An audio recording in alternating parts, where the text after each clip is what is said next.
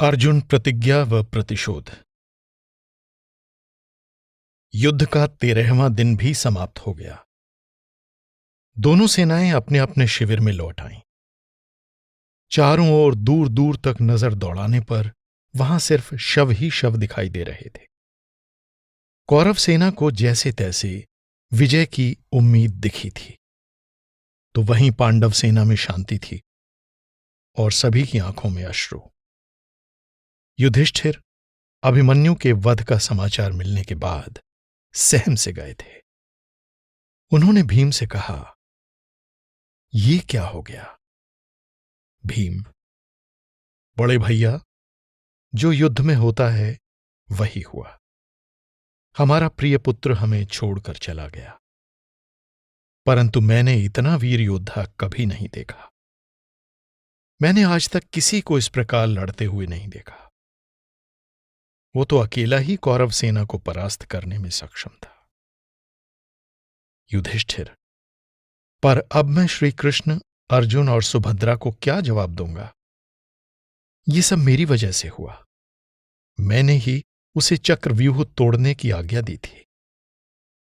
भीम: नहीं बड़े भैया, यह सिर्फ आपकी आज्ञा नहीं थी, बल्कि आपके साथ इसमें हम भी शामिल थे। हम सभी ने मिलकर अभिमन्यु को यह स्वीकृति प्रदान की थी। हमसे गलती हो गई। युधिष्ठिर: वही मुझे लग रहा है। आखिर हमने क्यों उसे युद्ध के लिए भेजा? इतना वीर बालक, उसे खोकर मैं अपने आप को कभी क्षमा नहीं कर सकता। भीम: यही चिंता मुझे सता रही है। जिस बालक को क्रीड़ा और भ्रमण आदि से मुक्ति नहीं मिलनी चाहिए, वो आज युद्ध कर रहा है, और आज जिसकी वजह से हम जीवित हैं, वो खुद सदा के लिए सो गया। पूरा पांडव कुल अभिमन्यु की मृत्यु से अत्यंत दुखी था। इधर चारों ओर शाम ढलने का आभास हुआ और युद्ध समाप्ति की घोषणा हुई। अर्जुन का मन आशंकाओं से भर चुका था। वो व्याकुल सा था और बोला, हे केशव, मुझे बेचैनी क्यों रही है? आज के दिन सुबह से ही मेरा हृदय तेजी से धड़क रहा है। मुझे कुछ अपशकुन सा महसूस हो रहा है। कृष्ण: नहीं पार्थ, तुम चिंता न करो, सब सकुशल होगा। युद्ध समाप्ति के बाद बहुत दूर जाने के लिए कृष्ण और अर्जुन तीव्र गति से रथ चलाते हुए शिविर की ओर लौटे। लौटते समय जो सैनिक अर्जुन की ओर देख रहे थे, वो सभी अपना सिर झुकाए हुए थे। अर्जुन: सभी सैनिक इतने उदास क्यों दिखाई दे रहे हैं? कृष्ण: युद्ध में अनिष्ट तो होता ही है। जरूर युद्ध के अनिष्ट के कारण ऐसा हुआ है। अर्जुन: परंतु मुझे कुछ और अनिष्ट होता दिखाई दे रहा है। यदि मेरे भाइयों में से किसी को कुछ हुआ तो मैं स्वयं परलोक चला जाऊंगा। कृष्ण: ऐसा मत कहो पार्थ, सब ठीक होगा। शिविर में पहुंचने के बाद अर्जुन ने देखा कि सभी चुप दिखाई दे रहे हैं। सब जगह शांति थी, उदासी थी। एक अलग ही प्रकार का माहौल था। अर्जुन का रथ शिविर के बिल्कुल सामने आ गया। सभी के मुखमंडल पर उदासी देखकर अर्जुन ने आखिर पूछ ही लिया, आखिर आप इतने उदास क्यों हैं? किसी ने उत्तर नहीं दिया। अर्जुन को पता चला कि आज गुरु द्रोण ने चक्रव्यूह की रचना की थी। जब किसी का कोई उत्तर नहीं मिला तो अर्जुन दोबारा बोले, कहीं चक्रव्यूह में अभिमन्यु को तो नहीं भेज दिया गया था? बस ये बोलते ही अर्जुन का सिर चक्कर खाने लगा। अर्जुन: अभिमन्यु को तो मैंने सिर्फ प्रवेश की विधि बताई थी। निकलने का ढंग तो वो बिल्कुल नहीं जानता था। कहीं अभिमन्यु के साथ कुछ अनिष्ट तो नहीं हुआ ना? अर्जुन ने जैसे ही अपने भाइयों के मुखमंडल को देखा तो सभी के चेहरे अश्रुपूर्ण थे। अर्जुन को समझ आ गया कि आज जरूर चक्रव्यूह भेदने के लिए अभिमन्यु अकेले ही अंदर गया होगा और बाहर नहीं आ पाया होगा। वो समझ गए कि निश्चय ही अभिमन्यु का वध हो गया है। उसने अपने प्राण न्यौछावर कर दिए हैं। अर्जुन ये मानने को ही तैयार नहीं हो पा रहे थे कि अभिमन्यु उन्हें छोड़कर जा चुका है। वो विलाप करने लगे और अपनी सुध-बुध खो बैठे। अर्जुन इतना अत्यधिक निराश हुए कि कहने लगे कि यदि मैं अभिमन्यु को नहीं देख पाया तो मैं यमलोक चला जाऊंगा। वो तो पागलों की भांति रोने लगे और जोर जोर से श्री कृष्ण की ओर देखकर कहने लगे कि हे केशव, अभिमन्यु के बगैर मैं कैसे जीवित रह पाऊंगा। युधिष्ठिर की ओर देखकर वो बोले, आपने उसे क्यों जाने दिया भ्राताश्री, जबकि वो चक्रव्यूह से बाहर आने का भेद नहीं जानता था। युधिष्ठिर शर्मिंदा थे, अपना सिर झुकाए हुए सिर्फ अश्रु बहा रहे थे। और जब अर्जुन को यह पता चला कि युद्ध नीति के नियम तोड़कर 6 महारथियों ने छल से अभिमन्यु का वध किया है, तो उनका यह दुख भारी क्रोध में बदल गया। अर्जुन बोले, आपने मुझे पहले क्यों नहीं बताया? श्री कृष्ण, रण क्षेत्र से लौटना आवश्यक था पार्थ। अर्जुन अपने भाइयों से बोले, हमने हमारा प्रिय पुत्र खो दिया। कम से कम आपको तो मुझे ये बताना चाहिए था। युधिष्ठिर, ये विधि का विधान है अनुज, मैं क्या करूं? ये क्षति मेरी वजह से हुई है, मैंने उसे जाने दिया।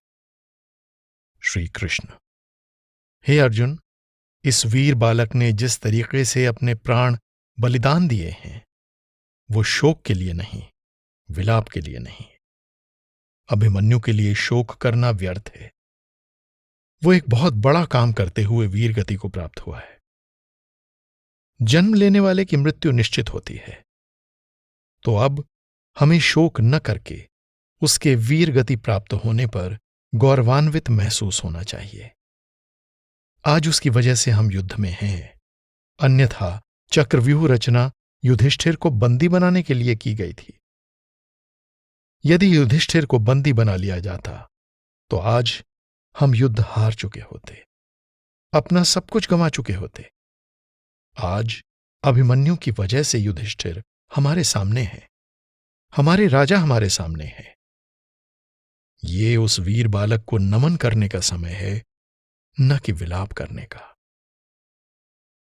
परंतु एक प्रश्न अर्जुन के मन को भेदे जा रहा था, पीड़ा दे रहा था, और आखिर उन्होंने श्री कृष्ण से पूछ ही लिया। हे केशव, मैं आपसे एक प्रश्न और पूछना चाहता हूं। श्री कृष्ण, पूछो पार्थ, मैं तुम्हारे हर प्रश्न का उत्तर दूंगा। अर्जुन बोले, हे केशव, आप स्वयं विष्णु के अवतार हैं, तीनों लोकों के ज्ञाता हैं, तीनों लोकों के स्वामी हैं। मैं ये अच्छी तरह से जानता हूं कि इस युद्ध का परिणाम क्या होने वाला है। आप भी ये अच्छी ढंग से जानते हैं।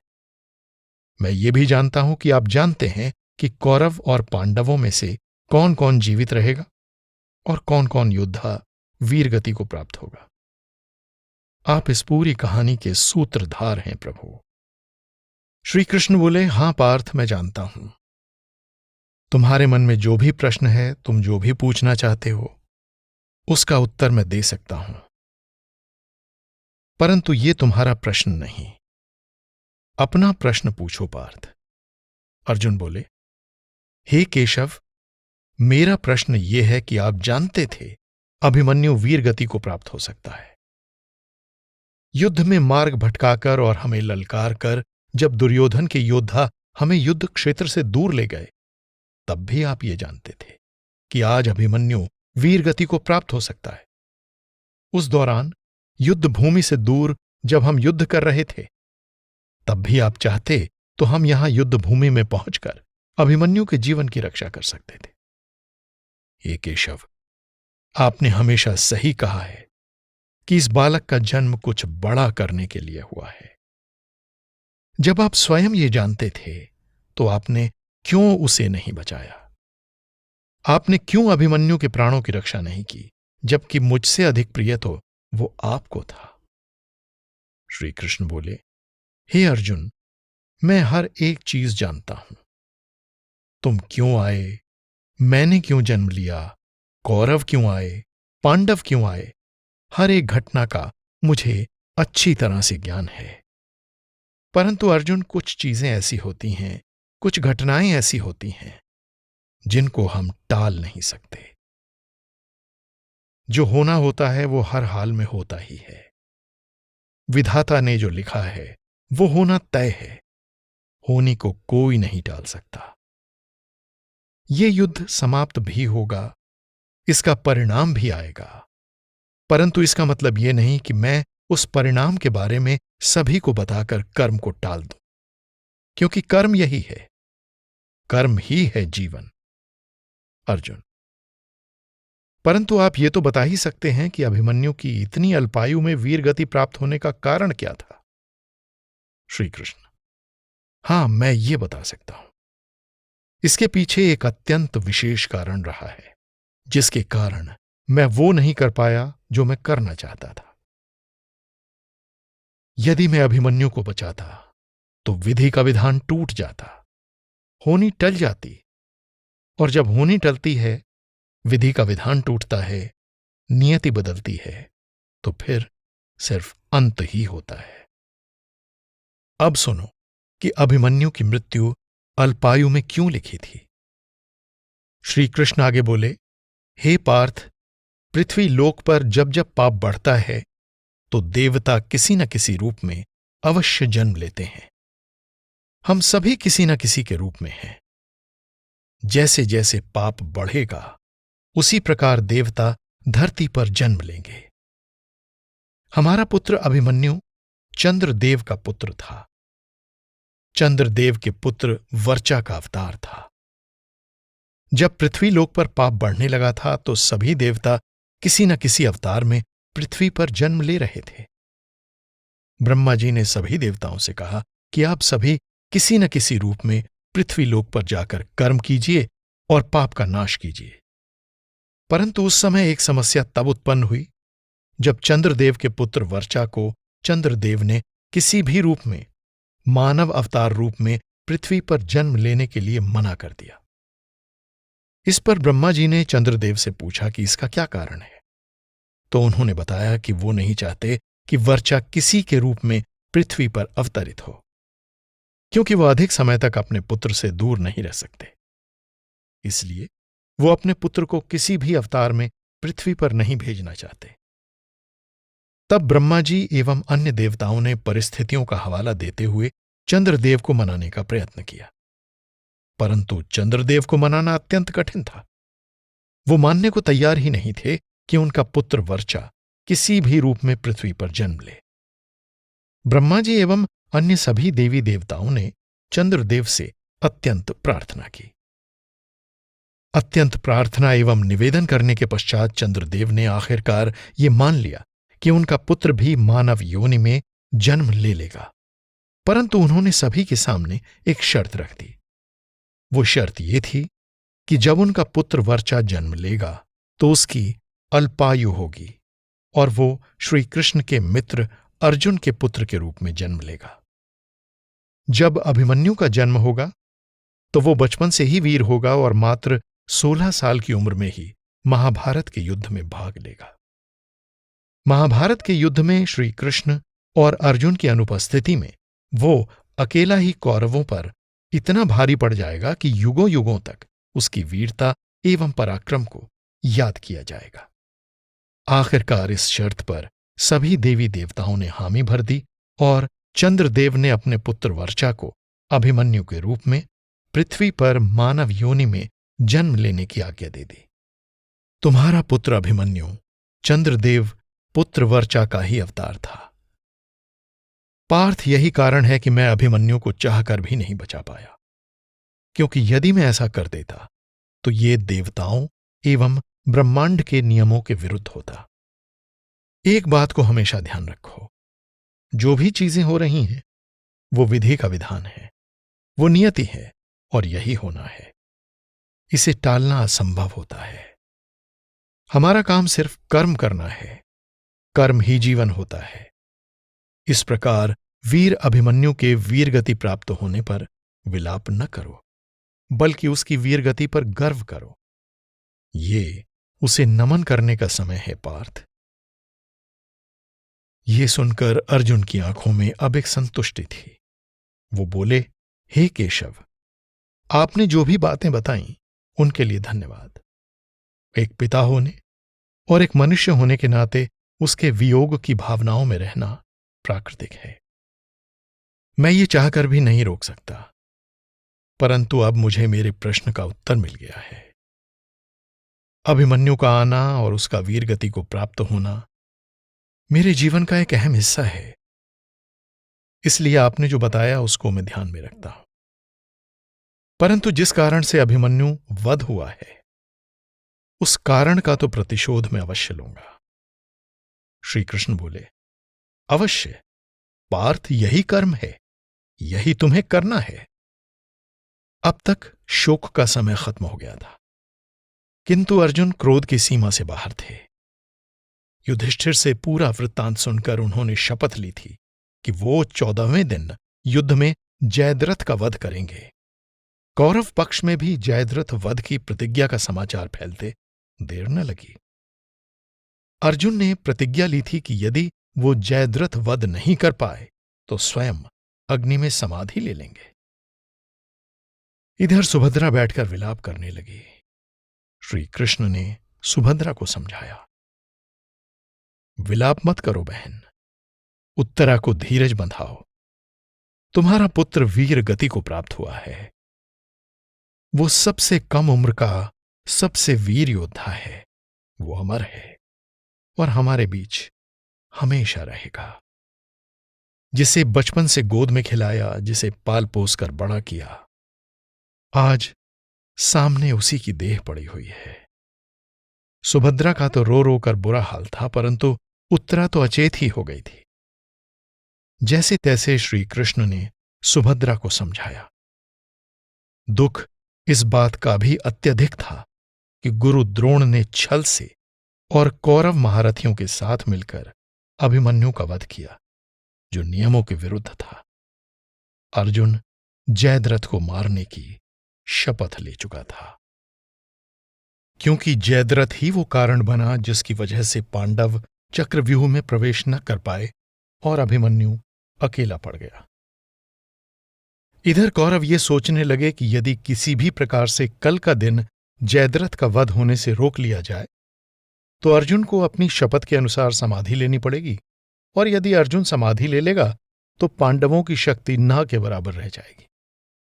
फिर तो सिर्फ युधिष्ठिर, भीम, नकुल, सहदेव जैसे योद्धा ही रह जाएंगे, जिनसे वो आसानी से निपट लेंगे। श्री कृष्ण तो युद्ध में वैसे भी अर्जुन के सारथी बनकर ही हिस्सा ले रहे हैं। तो कौरव ये योजना बनाने लगे कि किस प्रकार जयद्रथ वध अगले दिन तक रोका जाए। इधर अर्जुन शपथ ले चुके थे कि यदि उन्होंने जयद्रथ वध नहीं किया तो वो समाधि ले लेंगे। तो अर्जुन ने श्री कृष्ण से कहा, हे केशव, मेरी प्रतिज्ञा का ध्यान रखना और रक्षा करना। मुझे कल जयद्रथ का वध हर हाल में करना है। श्री कृष्ण, हे पार्थ, तुम निश्चिंत रहो।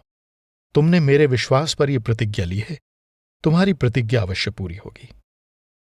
तब श्री कृष्ण ने अपना पांचजन्य शंख बजा दिया। अकस्मात शंख की ध्वनि सुनकर दुर्योधन, शकुनी, कर्ण और जयद्रथ भी चिंतित हो उठे।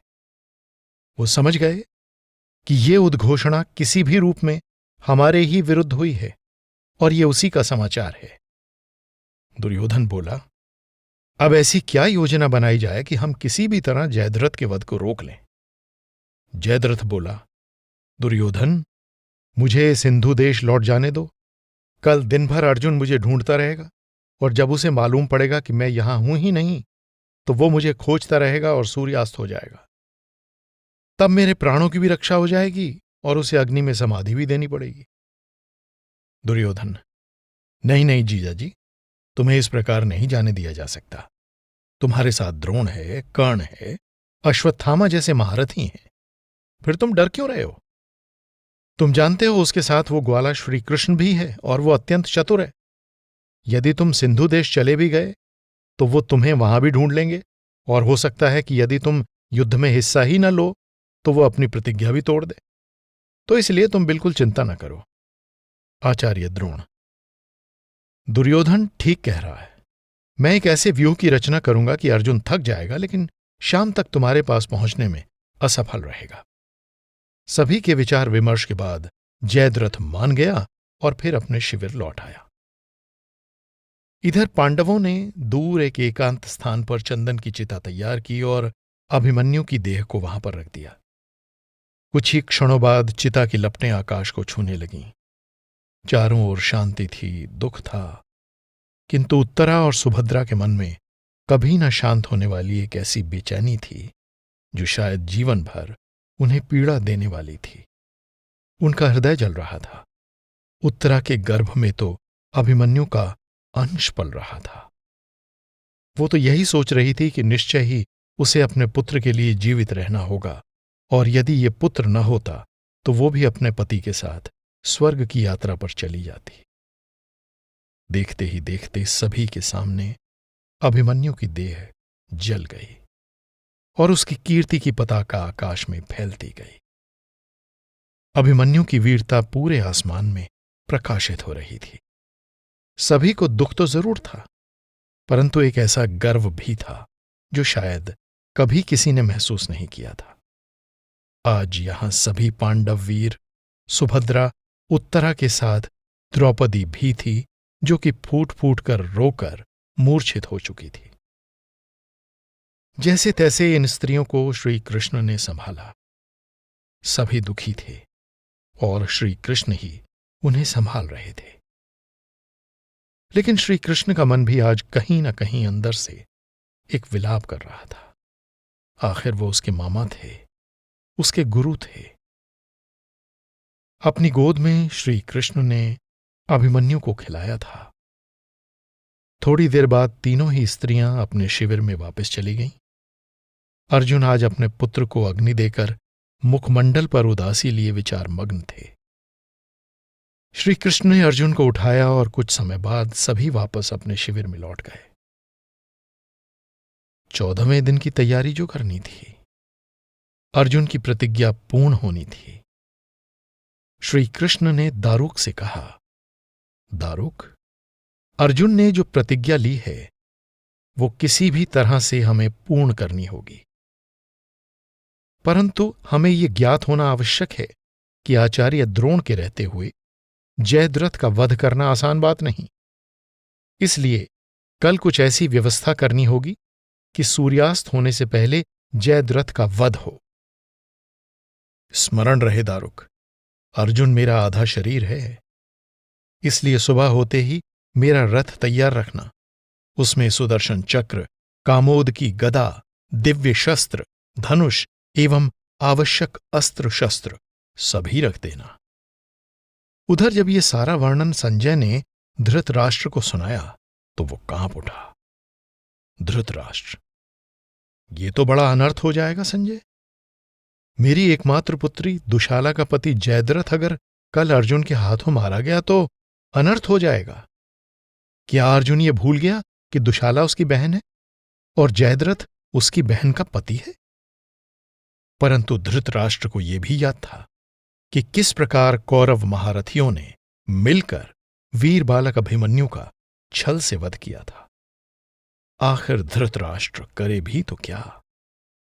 युद्ध शुरू होने से पहले उसने तो यही चाहा था कि किसी भी तरह से सुलह हो जाए और युद्ध न हो, पर यह सारा कराधरा दुर्योधन का ही था और आखिरकार युद्ध हो ही गया। अब हाथ मलने से भी क्या फायदा। धृतराष्ट्र को तो सिर्फ यही चिंता थी कि श्री कृष्ण के होते हुए यह कैसे संभव है कि जयद्रथ का वध न हो।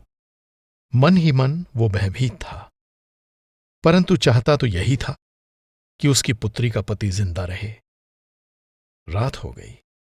रात में अर्जुन ने श्री कृष्ण को अपने सामने पाया। स्वप्न में श्री कृष्ण मुस्कुरा रहे थे और बोल रहे थे कि कल की चिंता न करें, जयद्रथ वध अवश्य होगा। श्री कृष्ण ने अर्जुन को स्वप्न में पाशुपत अस्त्र का ज्ञान दिलाया जो कि स्वयं भोलेनाथ रखते हैं। उन्होंने कहा कि निश्चित रूप से जयद्रथ वध होगा, उस अस्त्र का प्रयोग अवश्य करो। भगवान भोलेनाथ को याद करके कल तुम जब उस अस्त्र का प्रयोग करोगे तो जयद्रथ वध होगा और तुम्हारी प्रतिज्ञा पूर्ण होगी। अर्जुन को तो शुरू से ही श्री कृष्ण कहीं न कहीं अपने विचारों, अपने सपनों में दिखाई देते थे और उनकी मुस्कुराहट के पीछे हमेशा एक रहस्य होता था।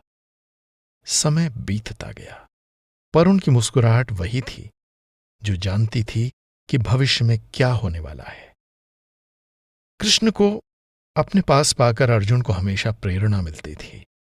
स्वप्न में महादेव से दिव्य धनुष पशुपात का ज्ञान प्राप्त करके अर्जुन के हर्ष का ठिकाना नहीं रहा। मन ही मन भोले शंकर को नमन एवं चरण वंदन करते हुए गहरी निद्रा से उठकर अर्जुन बैठ गए और उन्होंने भगवान भोलेनाथ को प्रणाम किया।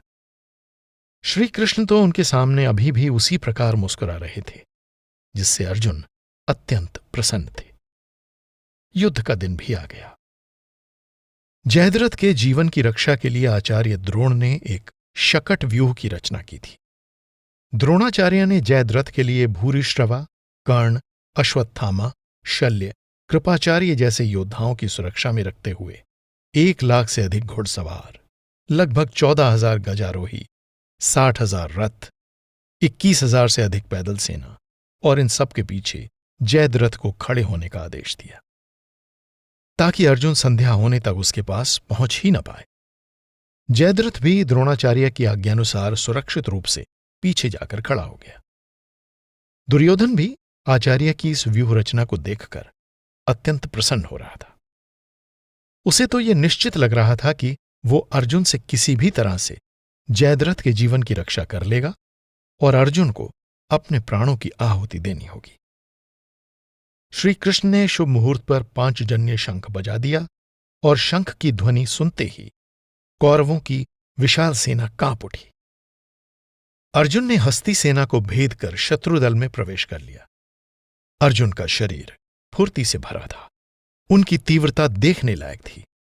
आज अर्जुन के ऊपर खून सवार था। वो इतने क्रोधित थे जितने कभी नहीं थे। आज उन्हें हर हाल में जयद्रथ का वध करना था, अपनी प्रतिज्ञा पूरी करनी थी। और बस जयद्रथ को मारने की इस अभिलाषा में अर्जुन ने कौरव सेना पर आक्रमण कर दिया। सबसे पहले उसने दुशासन की सेना का संहार किया और फिर द्रोणाचार्य की सेना पर टूट पड़े और कौरवों की सेना में आगे की ओर प्रवेश कर गए। अर्जुन किसी भी तरह से अपना समय व्यर्थ नहीं गंवाना चाहते थे। वो कौरव सेना को चीरकर जैसे तैसे जयद्रथ तक पहुंचना चाहते थे। अर्जुन तीव्रता से कौरव सेना को अपने रास्ते से हटा रहे थे। जो उनके सामने आता वही ढेर हो जाता। जो भी योद्धा अर्जुन के सामने आया, देखते ही देखते प्राणहीन होकर पृथ्वी पर अचेत हो गया। सुदक्षिण भी इसी प्रकार अर्जुन के सामने ढेर हो गया। उसके बाद अच्युतायु और श्रुतायु भी अर्जुन के सामने नहीं टिक पाए। अर्जुन पर तो अभिमन्यु के वध के प्रतिशोध की ज्वाला धधक रही थी। अर्जुन को इस गति से बढ़ता देख दुर्योधन का आचार्य द्रोण पर दोबारा गुस्सा फूटा और वो बोला, आचार्य, ये आप क्या कर रहे हैं? आपका ये व्यूह अर्जुन आसानी से भेद कर आगे बढ़ रहा है। इससे अच्छा तो ये होता कि मैं जयद्रथ को सिंधु देश भेज देता, कम से कम वो जीवित तो रहता। तब आचार्य द्रोण बोले, दुर्योधन, तुम जाकर अर्जुन का सामना करो। दुर्योधन, मैं कैसे रोक पाऊंगा उसे? द्रोण, तो इतना भयभीत होकर तुम कैसे आगे बढ़ पाओगे? तभी द्रोण ने दुर्योधन को एक अजेय कवच दिया और कहा, तुम इसे धारण करो। ये अर्जुन के बाण झेलने में समर्थ है। जाओ। काफी देर युद्ध चलता रहा। अर्जुन आगे बढ़ता रहा। सूर्यास्त का समय भी नजदीक आता जा रहा था, लेकिन कौरव सेना बहुत बड़ी होने के कारण अर्जुन अभी तक जयद्रथ की पहुंच से दूर था। उस वक्त श्री कृष्ण समझ गए थे कि हो सकता है यदि इसी प्रकार लड़ते रहें तो सूर्यास्त हो जाए और अर्जुन की प्रतिज्ञा अधूरी रह जाए। तो श्री कृष्ण ने अपनी दृष्टि आकाश की ओर दौड़ाई और देखते ही देखते चमत्कारिक रूप से सूर्य बादलों की ओट में इस प्रकार छुपा कि लगा जैसे सूर्यास्त हो गया हो। जैसे ही सूर्यास्त हुआ, कौरव सेना में तो जैसे प्रसन्नता की लहर दौड़ गई। अर्जुन को भी यह मालूम नहीं था कि यह क्या हुआ। वो तो सूर्यास्त को अचानक होता देखकर ही एकदम निराश हो गया, और इतना निराश हुआ कि उसके मन में ये विचार आया कि वो गांडीव धनुष को अभी इसी वक्त त्याग दे। तब उसे श्री कृष्ण ने रोका। इधर दुर्योधन हंसी के ठहाके लगाने लगा। कौरव सेना नाचने लगी, और जितनी भी सेना आगे थी वो आगे से हट गई। रक्षक ढीले पड़ गए। सेना अपने अपने शिविर की ओर लौटने की तैयारी करने लगी। जयद्रथ भी एकदम आजाद होकर अर्जुन के ही पास चला आया और जोर जोर से हंसने लगा। जयद्रथ, हा हा हा, अर्जुन चलाओ अपना बाण। एक ही बार में मेरा धड़ अलग करने वाले थे ना तुम। हा हा हा। जयद्रथ अर्जुन के सामने आकर उसकी खिल्ली उड़ाने लगा। उसी समय श्री कृष्ण ने अर्जुन से कहा, अर्जुन देखो, सामने जयद्रथ कैसे हंस रहा है। तुम उस पर अपना एक बाण चलाओ, और बाण इस तरीके से चलाना कि उसका सिर धड़ से अलग कर दो, किंतु याद रहे उसका सिर भूमि पर नहीं गिरे, बल्कि पंचक क्षेत्र में तपस्या करते हुए इसके पिता की गोद में गिरे, क्योंकि इसके पीछे भी एक श्राप है, जिसकी वजह से यदि इसका सिर जमीन पर गिरा तो वो व्यक्ति उसी समय भस्म हो जाएगा। यदि इसका सिर इसके पिता की गोद में जाकर गिरेगा तो इसके पिता ही भस्म होंगे, तुम नहीं। अर्जुन, परंतु केशव सूर्यास्त हो चुका है, अब चलाने का कोई फायदा नहीं। श्री कृष्ण, अरे पार्थ, तुमने मेरे भरोसे पर प्रतिज्ञा की थी, तो अपना समय मत गंवाओ, बस आसमान की ओर देखो और अपना बाण तैयार रखो।